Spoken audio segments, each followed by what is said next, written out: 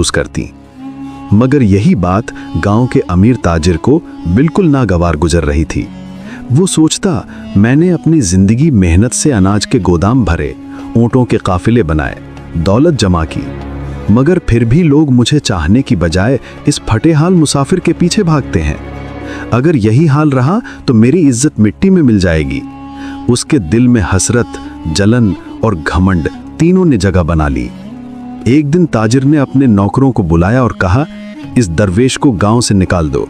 अगर ये और यहाँ रहा तो लोग मेरे खिलाफ हो जाएंगे।